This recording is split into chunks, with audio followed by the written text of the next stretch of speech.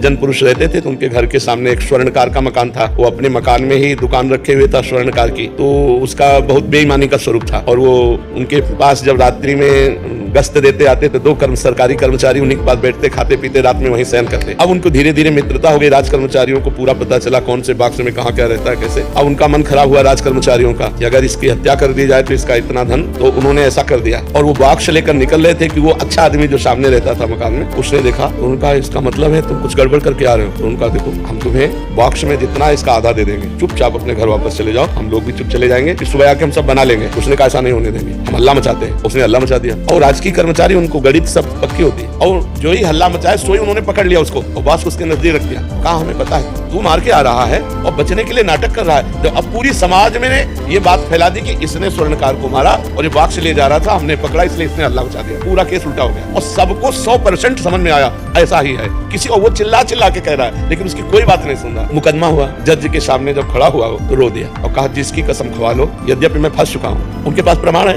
मेरे पास प्रमाण नहीं, पर मैं आपसे रो के कहता हूँ मैं सत्य हूँ, इस केस में मेरे द्वारा कोई पाप नहीं। जज ने ठीक है, इसका हम प्रमाण निकलवा लेंगे। वो गए, जब एकांत देखा तो क्या कहते थे आधा बाप स्वर्ण ले ले तो बच जाता ना, फंसा दिया ना, पूरी जिंदगी जेल भोगेगा। और वहाँ डायरेक्ट लगाए हुए थे जिससे उनको सुनाई दे। तो उसने कहा चाहे फांसी हो जाए लेकिन हम इसमें दोषी नहीं है, दोषी तुम लोग हो और देख लेना भगवान तुम्हें दंड देंगे। ऐसी बात। अब जज के सामने तो प्रमाण मिल गया कि दोषी राज कर्मचारी हैं। तो उसने कहा इतने दिनों से मैं जेल भोग रहा हूँ, इतने मेरे दुख और अपमान हुआ, ये क्यों, ऐसा क्यों हुआ? जज से कहा मैं निर्दोष था, मैं चिल्ला चिल्ला कह रहा था। तो जज ने कहा सही बताओ, हम किसी और जन्म की बात नहीं पूछते, इस जन्म में कोई ऐसा पाप किया है जो गुप्त हो और बड़ा हो? तो उसने कहा हमारी एक प्रेमिका थी, हमारा मनमुटाव हुआ, वो हमारे ऊपर प्रहार किया, हमने ऐसे प्रहार किया तो हम चाहते नहीं थे लेकिन वो मृत, तो फिर हम अपने घर में ही गाड़ दिया। बोले देखो वो पाप का दंड इस रूप में तुम्हारे आया।